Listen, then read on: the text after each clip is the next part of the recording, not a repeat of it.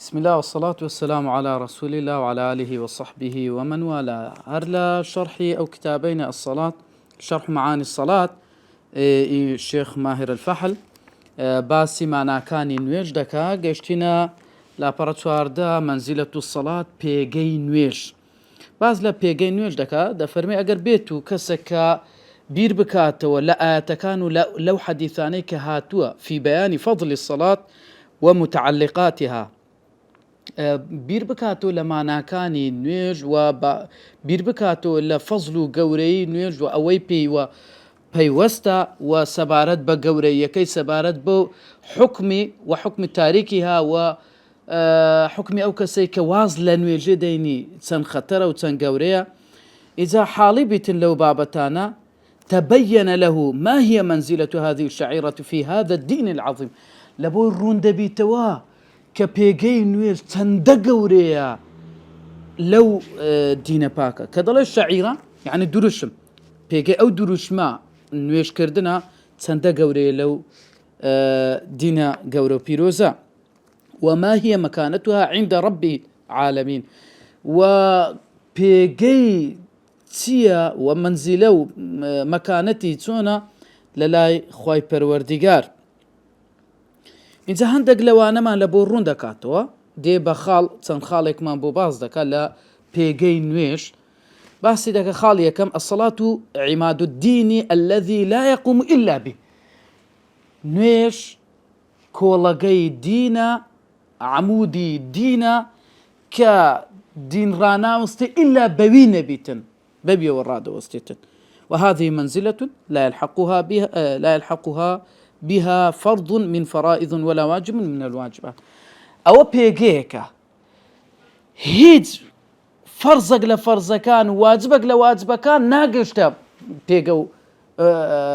بوستكي أو ناقشتا مرتبكي أو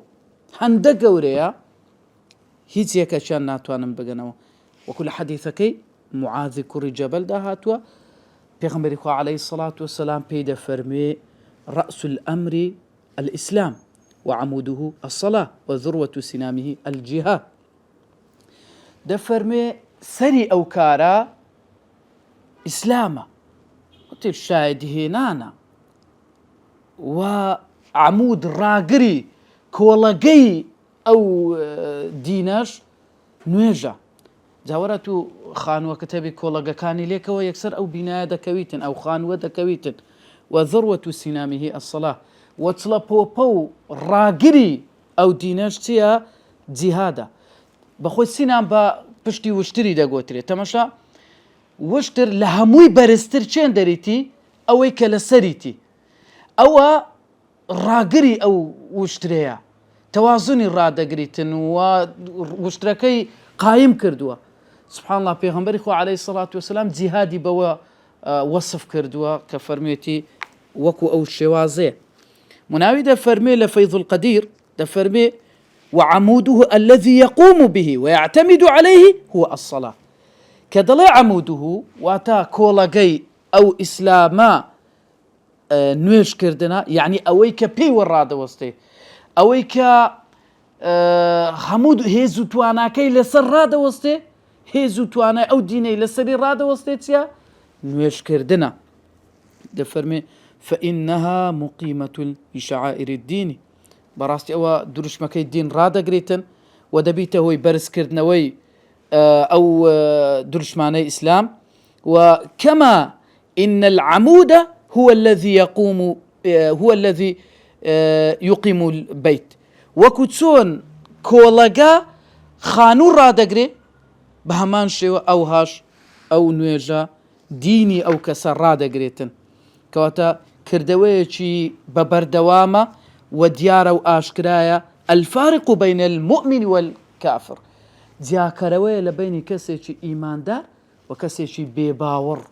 أو نوجد زيادة كاتو. خالي كم خالي دوام تفرمي الصلاة أول فريضة فرضت على المسلمين أو فرضت على المسلمين. نويش يكم واجبك كفرز كراوة لسر مسلمانان بەڵگە لەسەرەوەی چییە؟ دەڵێ بەڵگە لەسەرەوەیە کە بەڵگەی لەسەر گەورەیی ڕێزی ئەو عیبادەتە وهروها أن الله تعالى لم يفرضها في الأرض ولا بواسطة خواي پروردگار لسر زوي أو واجبيتي داننا لسر مسلمانان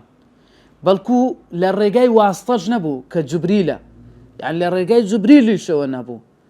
نراستو خو چونکە ئێستا خوای پەروەردگار قسەی لەگەر پێغەمبەر موسای کردووە پێغەمبەر موسا لەسەر زەوی بووە ڕاستەوخۆ قسەی لەگەر کردووە وکەلەمە الله موسا تەکلیمە ڕاستەوخۆ قسەی لەگەر کردووە یانیش لە ڕێگای جوبریلەوە پەیامەکەی لە بۆ ناردینە بەڵام نوێش لەو عیبادەتانە نەبووە نە ڕاستەوخۆ لەسەر زەوی نە بە ڕێگای واستە و جوبریلیش بەل فرضت في السماء بەڵکو واجب کراوە و فەرز کراوە لە ئاسمان يعني پیغمبر عليه الصلاة والسلام برز كراوتوا بو آسمان بو مرتبك ثم قاب قوسين أو أدنى قاب قوسين حتى دقيش دا شوينك سدرة المنتهى ألا يندر جبريل عليه السلام دا فرمي أمن ناتوان مليرا نيزيك ببمو طواو أو آخر شويني منه كان يزيك ببمو بلان پیغمبر عليه الصلاة والسلام نێزیکتر دەبتەوە لە خوای پەروەردگار ئەوجە خوای پەروەردگار ئەو بەخششەی پێدەداتن کە نوێژکردنە کە قسەکردنە لەگەڵ خۆی ڕۆژانە 5 جارێک بەوەی پێت بڵێ مسلمان ئیماندار هەر کاتێک نوێژ دەکەی معراجی تۆیە و بەرز دەبیەوە بەرەو خوای پەروەردگار و تۆ لە بەرامبەر خوای پەروەردگار ڕاوەستاوی وەک پێغەمبەرەکەت ڕاوەستا بوو کە قسەی لەگەڵ خوای پەروەردگار دەکرد تۆش ئاوها ڕادەوەستی لە بەرامبەر خوای پەروەردگار و قسەی لەگەڵ دەکەی بە ڕۆحتەوە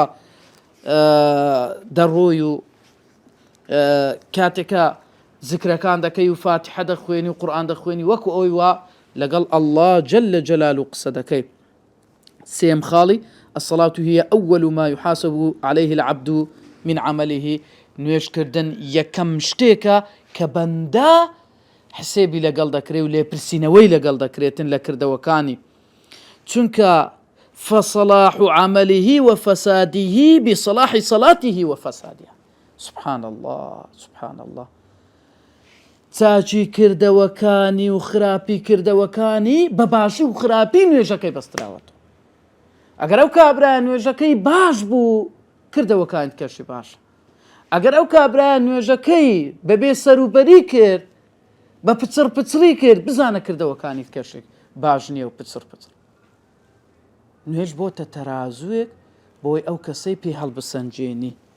لەبەر هەندێک پێغەمبەری خوا عەلەیهی السەڵات وەسەلام كاتك أبو هريرة دفرمي بخوم جملة بيغمبري بو عليه الصلاة والسلام كفرمي إن أول ما يحاسب به العبد يوم القيامة من عمله صلاته يكم كردويك بندا لبرسينوي لقردكري للروج القيامة نهجكانتي فإن صلحت فقد أفلح وأنجى خو أجر أو كابرايا كردوكان نهجكي باجبو أو كابرايا سركتوبة وناجح بو تواو درتوا وإن فسدت فقد خاب وخسر بس براسي أجر كردو نوێژەکانی باش نبو أو براسي أو كابرا زرر من دوتياتوا فإن انتقص من فريضته شيء قال الرب عز وجل انظروا هل لعبدي من تطوع فيكمل بها ما انتقص من فريضة إذا خو أجر لفريضة لا واجبكاني شتيشي كم بو الله جل جلاله دفرمي تفريشتكان دفرمي تمشاي كردوي بندكان بكن آية تطوعي هي سنتي هي نوجي سنتي كردوها خو أجر نوجي سنتي كردوه دفرميتن بنوجي سنتكاني فرزكاني لبو تواو بكن بهمان شو كردو كانت كشي هموي أو هالبو حساب دكريت أوش للرحمي خواي پروردگاره كنوجي سنتي بو إيمدانا وبو أوي أجر نقصي كمكريك ما هبي لا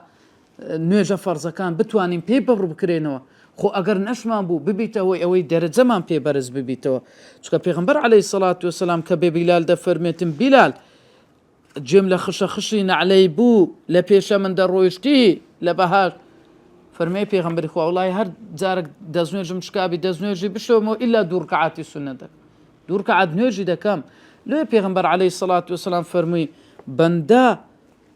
لە سوزدە بردن زۆر لە خوای گەورە نێزیک دەبێتەوە کاتێک کە سوزدە دەباتن. ئینجا فمن أراد النجاة يوم القيامة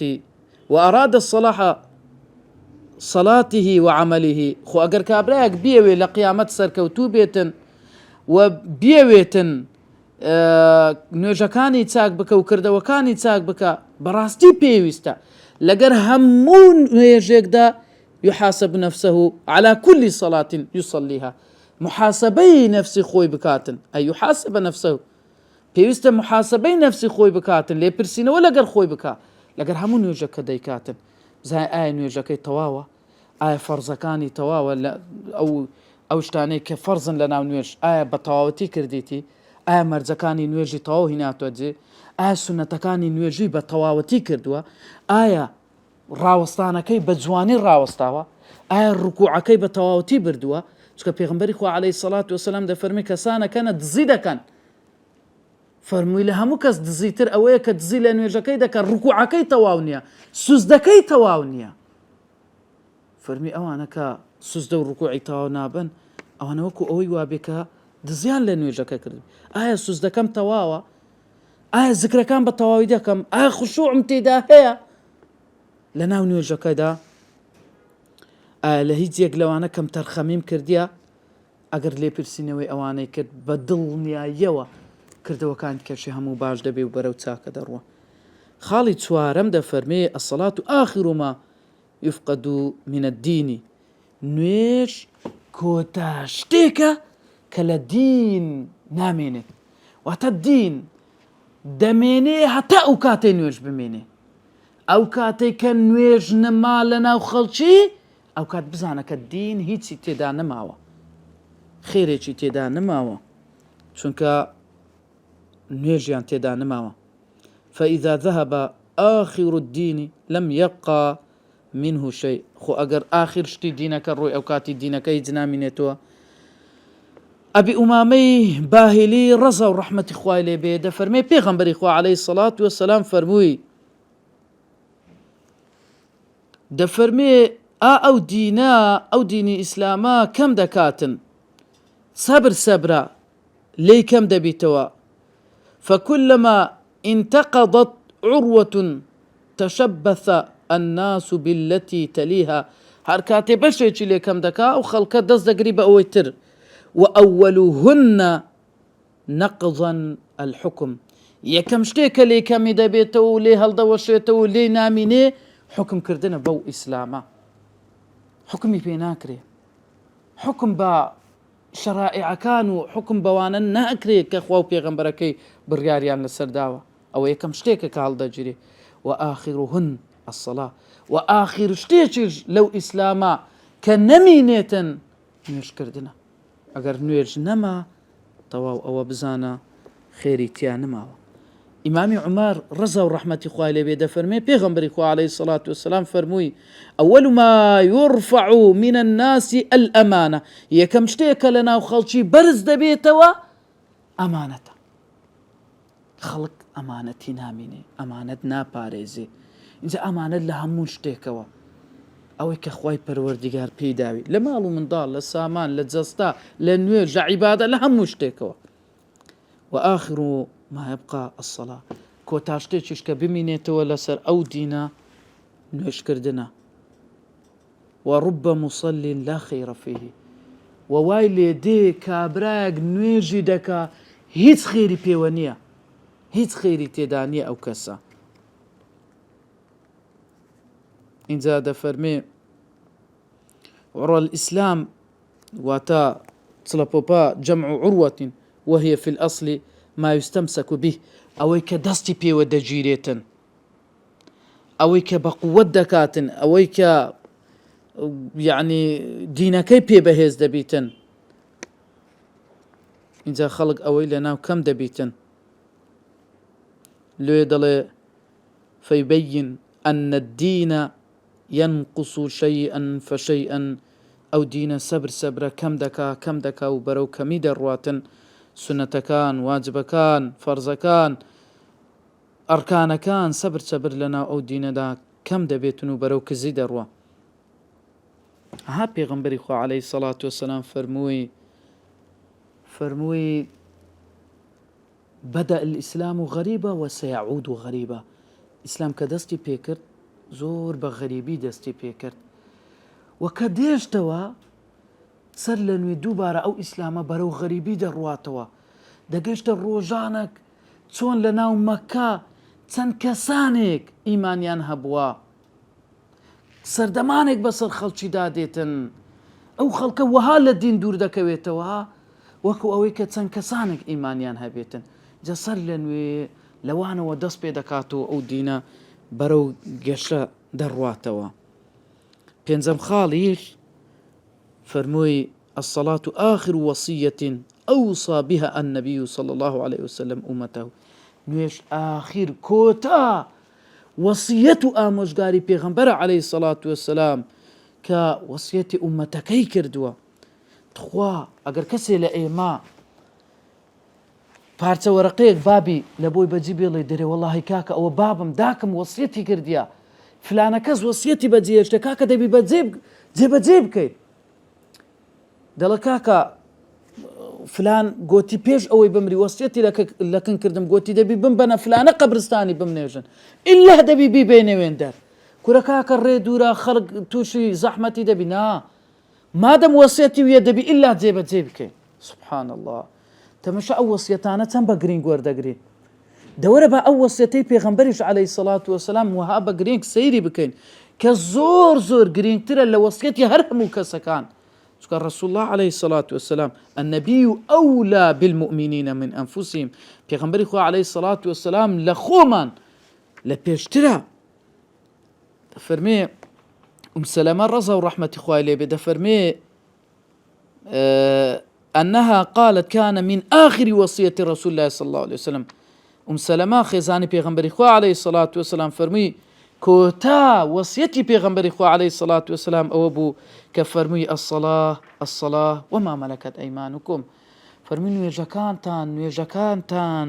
و ئاگاداری ئافرەتان بن. تەماشا پێغەمبەری خوا عليه الصلاة والسلام لەو نەخۆشیە قورسەی کە نەی دەتوانی هەڵبستەوە چونکە ئەو کاتێک کە دەچی بۆ کۆتا نوێژی خاتو عایشە کە باسی دەکات دەفەرمێ ئیمامی عەلی و لەگەر فەضلی کوڕی ئیمامی عەباس یەکەو لای پێغەمبەریان عەلەیهی سەڵات وەسەلام یەکەو لای شانی پێغەمبەریان گرتبوو هینایان پێغەمبەریان عەلەیهی سەڵات وەسەلام لە ژێر باڵی پێغەمبەری خوا هینایان دانا لە ڕێزی نوێژ نەیدەتوانی هەڵبستەوە.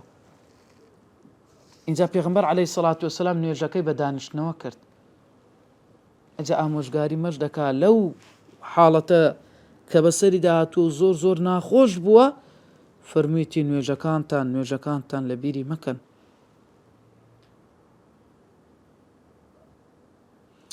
دەفەرمێ تاوەکو پێغەمبەری خوا عەلەیهی سەڵات وەسەلام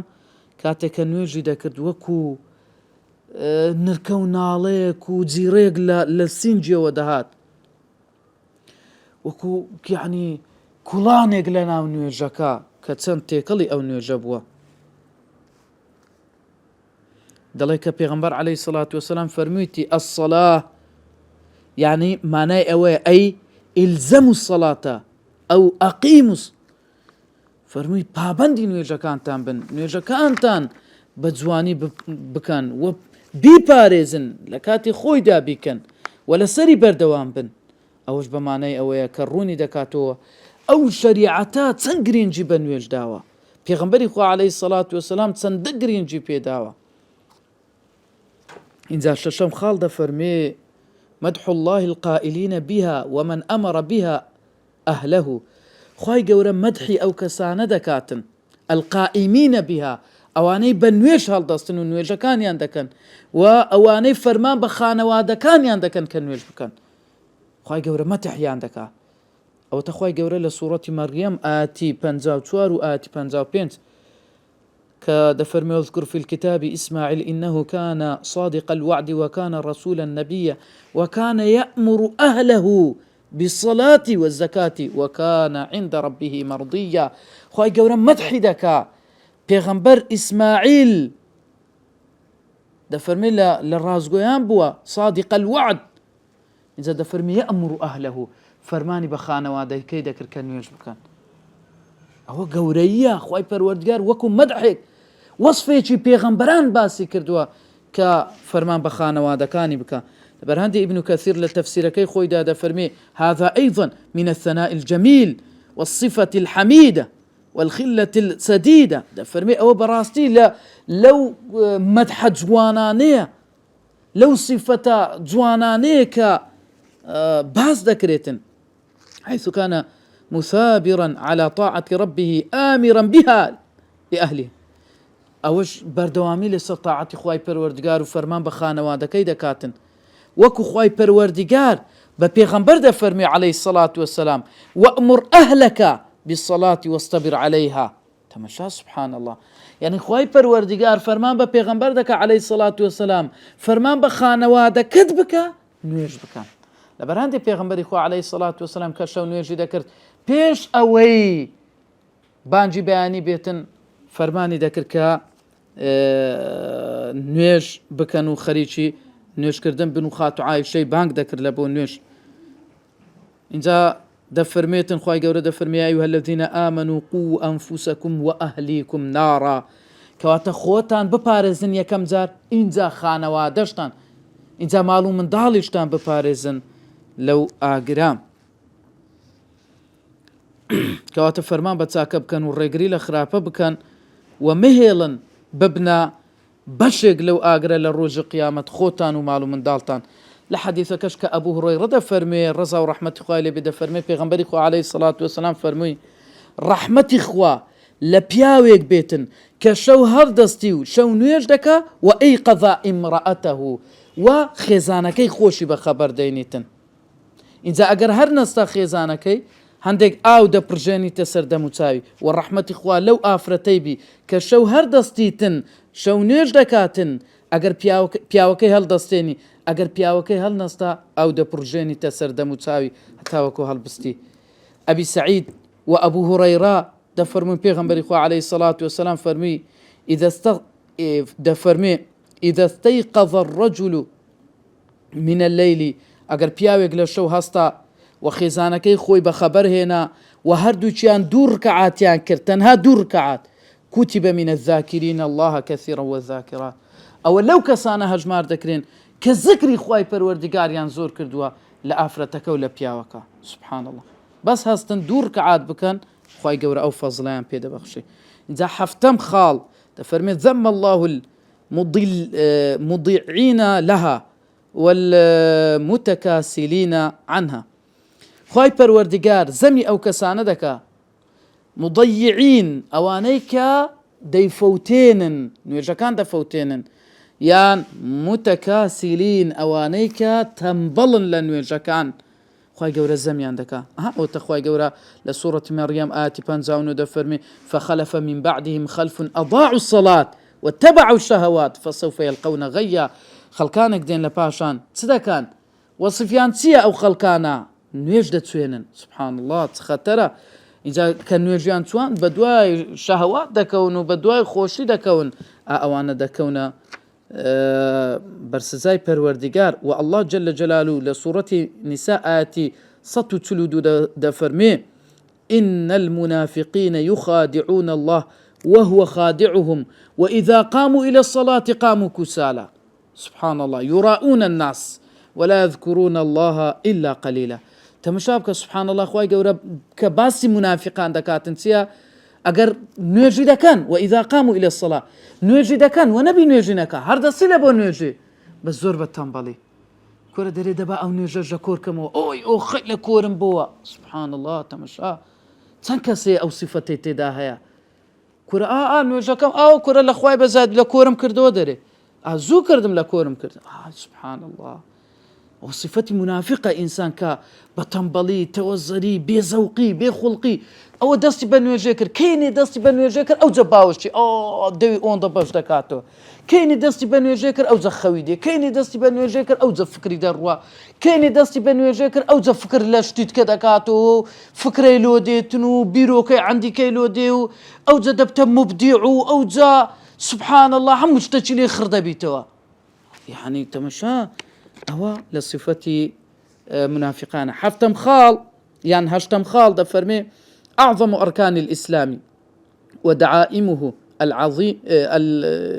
ودعائمه العظام بعد الشهادتين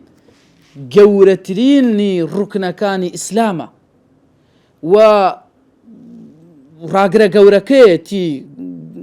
كبالبشتي جوري أو إسلامية لباش دو شهادة كيك أشهد أن لا إله إلا الله وأشهد أن محمد رسول الله عبد الله كرة إمام عمر ده فرمي بيغمبري خو عليه الصلاة والسلام فرمي أو إسلاما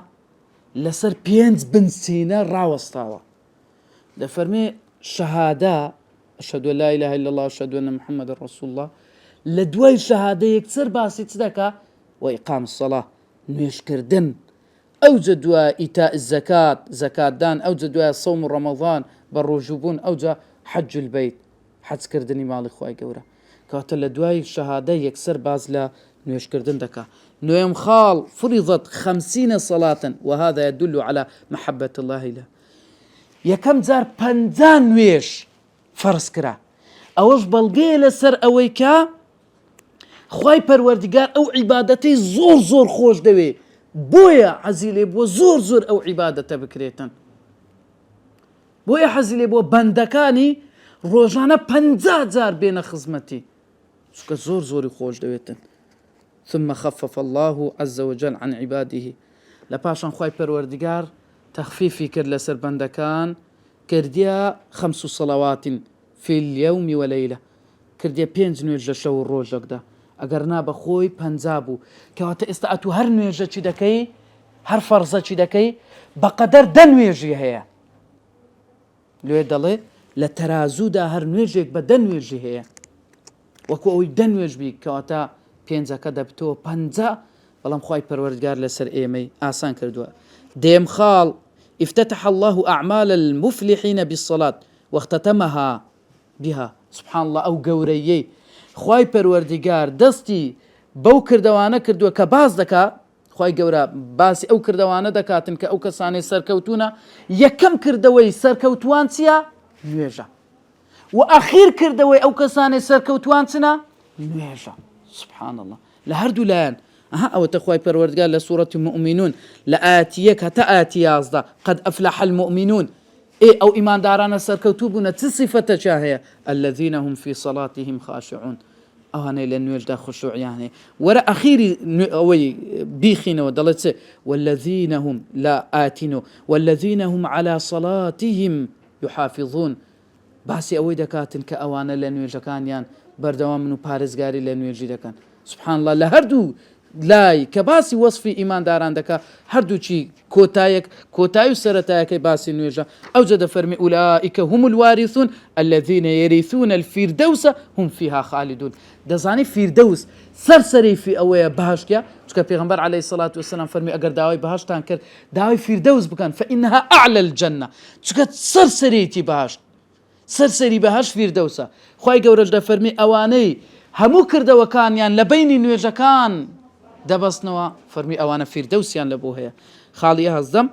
أمر الله النبي محمد صلى الله عليه وسلم وأتباعه أن يأمروا بها أهلهم خواهي قورة فرمان بمحمدك عليه الصلاة والسلام شوين كوتواني محمد عليه الصلاة والسلام فرمان بخانة وادكان ينبكن وأمر أهلك بالصلاة واصطبر عليها كواتا فرمان بكن أي إيمان دار أي محمد عليه الصلاة والسلام فرمان بخانة وادكان بكا كنويش بكن ناكري وناقونجي لس سفري مالي إيمان دار نوێژ نەکەری تێدا بیتن بێ لەسەر ئەو سفرەیەدا بنووسیتن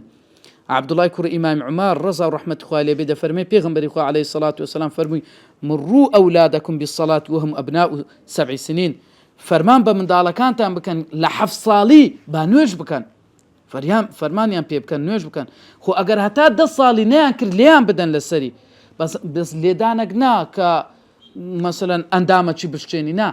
لێدانە کە بەبیر بێ بەهۆش خۆی بێتەوە پێی برەی کە ئەوە چەندە گرنگە کوڕم ئەگەر ئەتوو دینەکەت ئەگەر کۆڵەگەی نەبوو لاکەت یعنی ئەو دینە دەڕوخێ نابی دینت بڕوخێ دەبی پابند بی پێوە بەرەکەتە و ئەو منداڵی نوێژی دەکات بەرەکەتە لە بۆ ماڵەکەی بە هەمان شێوە ئەو کەسێک کە نوێژی دەکاتن. خاڵی 11 دەفەرمێ وأمر النائم والناس بقضاء الصلاة وهذا يؤكد أهميتها. فرمان كراوە بەو کەسەی کە نوستووە و ئەو کەسەی ناسی لەبیری کردیا نوێژەکەی دووبارە بکاتەوە. ئەوەش بەڵگەی گرنگجێتی نوێژیە، چونکە ئەگەرنا کابرا کە لەبیری چ بێ لەتاوە لەبیرت کرد زۆر جار وێ لە عیبادەتەکان مەسەلەن کابرا شتێکی دەکا دەڵێ ئەگەر لەبیرت کرد